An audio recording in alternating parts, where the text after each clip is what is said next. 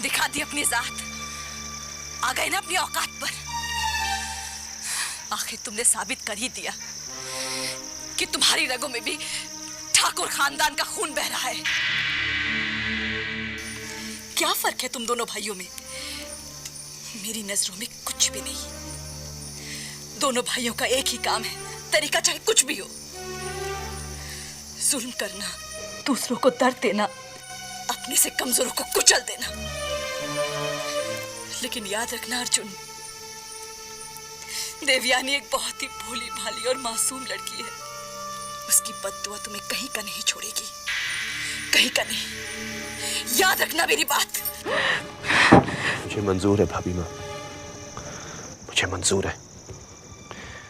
देवयानी की बद्दुआ से मेरा जो चाहे अंजाम हो, मुझे मंजूर है। कम से कम इसी बहाने देवयानी और उसके गरीब बाप पर भैया के जुल्म और अत्याचार तो बंद हो जाएंगे। भाभी मैं देवयानी से बहुत प्यार करता हूँ। मैं उसे बहुत बहुत चाहता हूँ। मैं उसके लिए हवेली की हर परंपरा तोड़ देना चाहता हूँ। मगर इसका अंजाम क्या होगा? इसका अंजाम क्या होगा वो तो आप जानती है ना। अगर देवयानी से शादी ना करके उसकी हिफाजत हो सकती है तो मुझे देवयानी से शादी नहीं करनी चाहिए भाभी। इसके लिए मैं चाहे रहूं, चाहे जिंदगी भर तड़पूं, मुझे कोई परवाह नहीं, मुझे कोई परवाह नहीं। अर्जुन,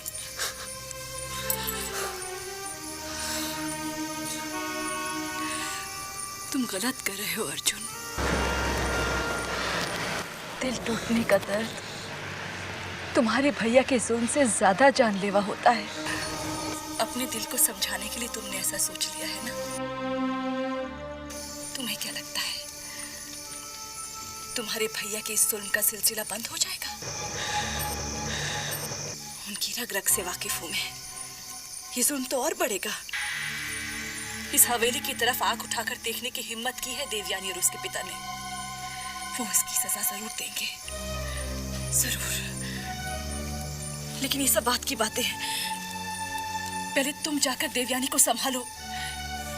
कहीं तुम्हारा इनकार उसे कुछ ऐसा वैसा करने पर मजबूर ना कर दे। मेरी बात मानो अर्जुन, देर मत करो। देवयानी को अपने प्यार का यकीन दिलाओ। जाओ अर्जुन, जाओ।